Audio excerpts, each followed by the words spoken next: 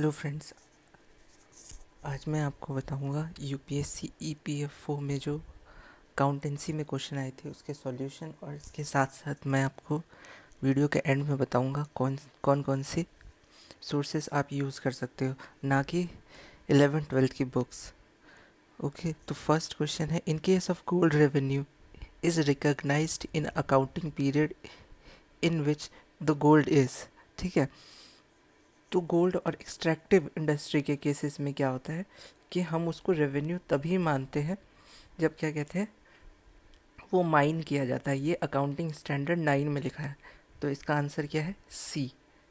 Next question है, as per traditional approach. ठीक है, ट्रेडिशनल अप्रोच में क्या होता था, एक्सपेंसेस को रेवेन्यू से मैच किया जाता था ओरिजिनल कॉस्ट के बेसिस पे, ना कि अपॉर्चुनिटी कॉस्ट अलग चीज़ है। अपॉर्चुनिटी कॉस्ट क्या होता है, जब हम क्या कहते हैं एक बेस्ट ऑल्टरनेटिव को चूज़ करते हैं सेकंड बेस्ट ऑल्टरनेटिव को सेक्रीफाइस करके। ठीक है, तो ओरिजिनल कॉस्ट इसका आंसर हो गया। Third, preliminary expenses. जब भी कोई कंपनी स्टार्ट की जाती है उसके प्रमोशनल एक्सपेंसेस, उसके प्रोस्पेक्टस वगैरह में जो खर्चा आता है उसे प्रिलिमिनरी एक्सपेंसेस कहते हैं। और ये एक्सपेंसेस इतने हैवी होते हैं कि ये एक साल के अंदर अंदर वापस नहीं किए जा सकते, पूरा सेट ऑफ नहीं किया जा सकता। इसके लिए इसको फ्यूचर के लिए डेफर्ड कर देते हैं, इसीलिए इसको डेफर्ड रेवेन्यू एक्सपेंडिचर कहते हैं। ठीक है, ऐसा ही लिखा है एक्सप्लेनेशन में, the expenses incurred when a company is formed before start of any business operation are termed as preliminary expenses को फिक्टिशियस असेट्स भी बोलते हैं। ठीक है, depreciation of fixed assets is an example of. ठीक है, ये एक रेवेन्यू एक्सपेंडिचर कहलाता है। क्यों? क्योंकि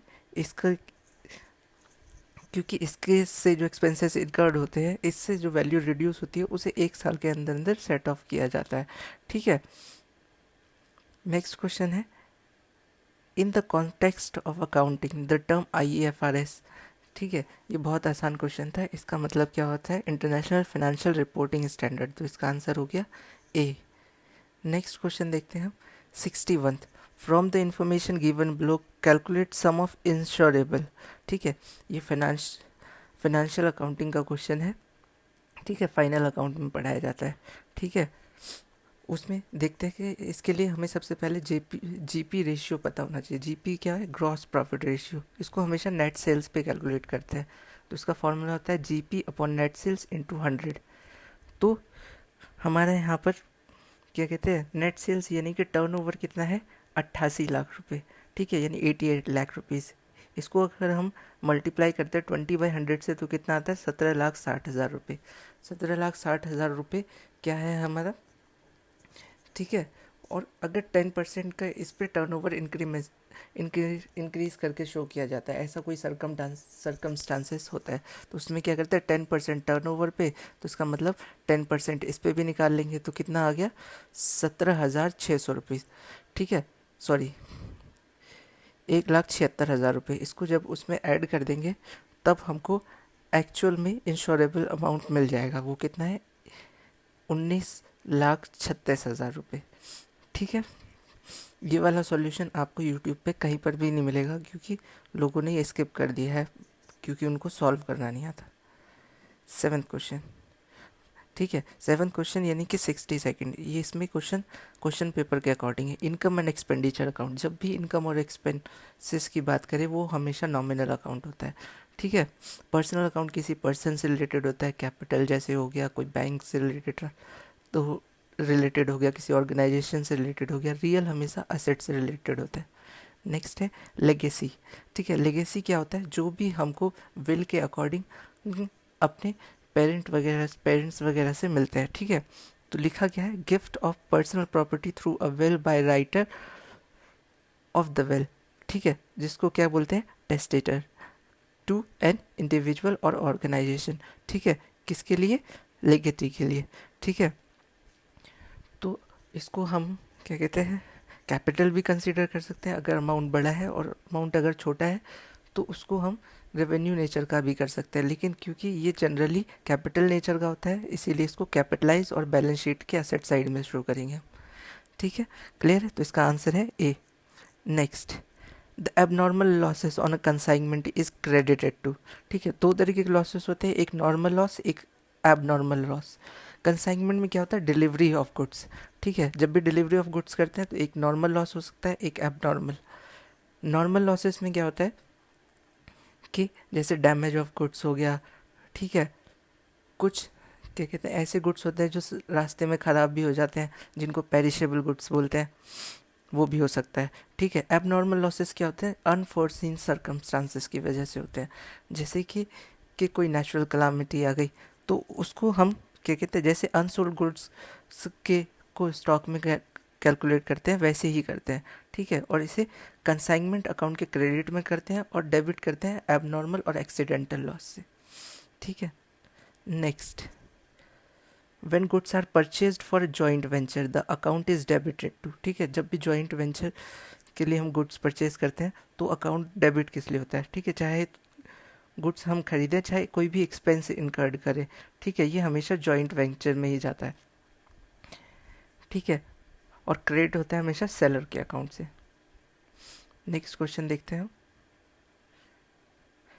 consider the following information, rate of gross profit, ठीक है, 25% on cost of goods sold and sales इतना है। ठीक है, अब हमको कैलकुलेट करना है इसमें ग्रॉस प्रॉफिट कितना है। तो हम देखते हैं, सीपी हमको नहीं गिवन है तो सीपी को एक्स मान लेते हैं। ठीक है, तो जीपी क्या होता है, 25% ऑफ एक्स है। ठीक है, जो कि एक्स हमको पता नहीं है, कॉस्ट ऑफ गुड्स सोल्ड।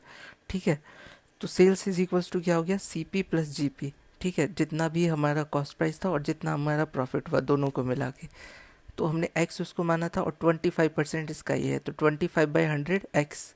ठीक है, और जब इन दोनों को प्लस करेंगे इतना आएगा 5/4x। अब 5/4x को जब हम क्या कहते हैं उधर शिफ्ट करेंगे तो वो 4 से मल्टीप्लाई होगा, 5 से डिवाइड होगा, तो कितना आ गया 16 लाख। तो ग्रॉस प्रॉफिट कैसे निकालेंगे हम, जितना भी हमारा सेल हुआ है उसमें से कॉस्ट ऑफ गुड्स सोल्ड अगर माइनस कर देंगे तो हमारा कितना आ जाएगा प्रॉफिट, यानी 20 lakh minus 16 lakh is equals to कितना हो गया 4 लाख। 4 लाख का हमारा क्या हो गया ग्रॉस प्रॉफिट। नेक्स्ट क्वेश्चन देखते हैं, branch account under debtor system is. ठीक है, इसको डेटर सिस्टम और वन अकाउंट सिस्टम भी बोलते हैं। ठीक है, जिसमें क्या हेड ऑफिस अलग अलग ब्रांचेस का अकाउंट मेंटेन करता है। ठीक है, और ये हमेशा नॉमिनल नेचर का होता है, क्योंकि उसके लिए वो प्रॉफिट एंड सेल्स की ट्रांजैक्शन करेगा, प्रॉफिट एंड एक्सपेंसेस या लॉसेस की ट्रांजैक्शन इनकर्ड करेगा, तो इसी की वजह से उसको हम नॉमिनल नेचर का मानते हैं। Next, the cost of electric power should be a portion over different department. ये टैक्स से रिलेटेड थोड़ा क्वेश्चन है, इसका आंसर है सी, क्योंकि कि टैक्स में हॉर्स पावर को मशीन से मल्टीप्लाई करके ही उसकी वैल्यूएशन की जाती है। नेक्स्ट है अंडर विच, ये 2013 में अमेंडमेंट हुआ था, उसके अकॉर्डिंग शेड्यूल 3 के अकॉर्डिंग हम परफॉर्मा तैयार करते हैं फाइनेंशियल स्टेटमेंट का। पहले ये हॉरिजॉन्टल होता था, अब ये वर्टिकल बनाया जाता है। सेक्शन 129 में ये सब लिखा हुआ है, किस तरीके से बनाया जाएगा, क्या चीज़ होगी और उसको किस पैटर्न से शो किया जाएगा, पहले क्या आएगा टॉप पे, फिर बॉटम पे क्या आएगा। नेक्स्ट लास्ट क्वेश्चन है, in absence of any provision in the partnership agreement profit and losses. ठीक है, पार्टनरशिप एग्रीमेंट को हम पार्टनरशिप डीड भी बोलते हैं। ठीक है, जब वो उसकी एब्सेंस होती है, ठीक है, अगर उसमें कोई अगर प्रॉफिट रेशियो लिखा हुआ है तो हम उसके अकॉर्डिंग शेयर करते हैं, पर जब वो नहीं होता तो वो हमेशा इक्वली शेयर होता है। ठीक है, तो इसका आंसर हो गया बी। ठीक है, ये थे टोटल क्वेश्चंस जो कि यूपीएससी ईपीएफओ 2017 में पूछे गए थे। ठीक है, इसके बाद हम देखते हैं हम कहाँ कहाँ से पढ़ सकते हैं। ठीक है, जितने भी लोग आपको सजेस्ट करते हैं हम बुक से पढ़ेंगे, तो अगर बुक से आप पढ़ते हैं तो आपको 3 बुक पढ़नी पड़ती है, क्योंकि हमने देखे हैं इसमें क्वेश्चन बीकॉम से भी है, 11th क्लास से भी है, 12th क्लास से भी है। ठीक है, और 3 क्वेश्चन को अगर पढ़ते हैं तो आप कम से कम आपको 2000 पेजेस पढ़ने पड़ेंगे, जिसके लिए आपके पास कम से कम नहीं तो 1-1.5 साल का मौका होना चाहिए।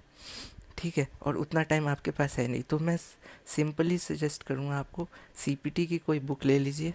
ठीक है, सीपीटी प्रीलिम एग्ज़ाम होता है सीए का, उसकी कोई बुक ले लीजिए, वो आपको पूरा टोटल सिलेबस कवर करके देगा, या किसी कोचिंग का नोट्स खरीद लीजिए। ठीक है, आपको आराम से 300-400 रुपये में किसी भी कोचिंग सेंटर के बाहर मिल जाएगा। ठीक है, इन तीनों बुक को पढ़ने के अलावा।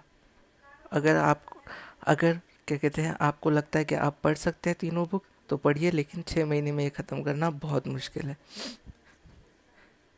इवन जो कॉमर्स ग्रेजुएट स्टूडेंट्स होते हैं उनको भी ये 3 बुक ख़त्म करने में कम से कम नहीं तो 1 साल लग जाएगा। Thank you. Please support, share and subscribe my channel. Thank you so much.